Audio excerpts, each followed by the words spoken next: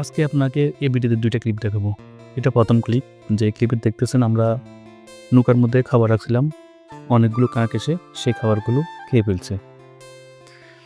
যখন বাণিজ্যিক চাষ পুকুরে আমরা এভাবে নৌকার মধ্যে খাবার রাখি, তখন এভাবে কাকরা এসে হামলা করে খাবারগুলো খেয়ে ফেলে।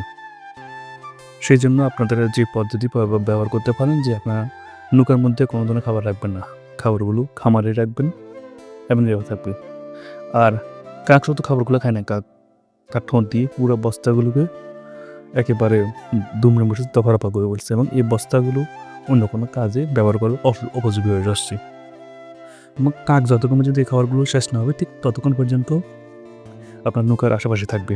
দেখতেছি আমি টাইট দেওয়ার চেষ্টা করতেছি, কিন্তু সেখান থেকে আমি একটু যখন দূরে আছি তখন আবার যাই নৌকার মধ্যে বসছে। এই ক্লিপটিতে আরেকটা অংশ দেখতেছেন যে কাকগুলো ২ পার্ট হয়ে গেছে। অর্থাৎ আমি যখন একদিকে কাকগুলো দৌড়াচ্ছি তখন অন্য কাকগুলো এসে নৌকার মধ্যে বসতেছে। এটা হলো দ্বিতীয় সেকেন্ড ক্লিপ।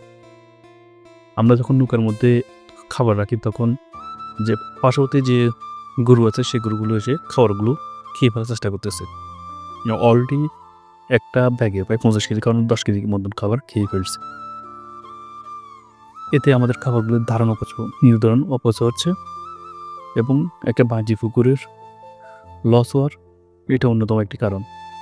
আপনারা দেখতেছেন পুরো মুখটা ব্যাগের ভিতর ঢুকিয়ে প্রায় ১০ কেজি মতন খাবার খেয়ে ফেলছে।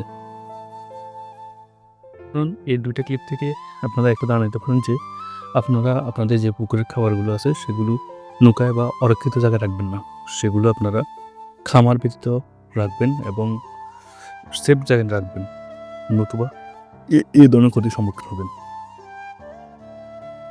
খামারে রাখলেও খামার যাতে ইঁদুরে খাবারগুলো নষ্ট না করে সেই জন্য আপনারা দেখবেন এবং যথেষ্ট কেয়ারফুল থাকবেন।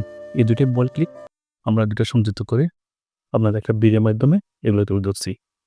চ্যানেলটি ভালো লাগলে সাবস্ক্রাইব করবেন এবং আপনার মতামত দেওয়ান।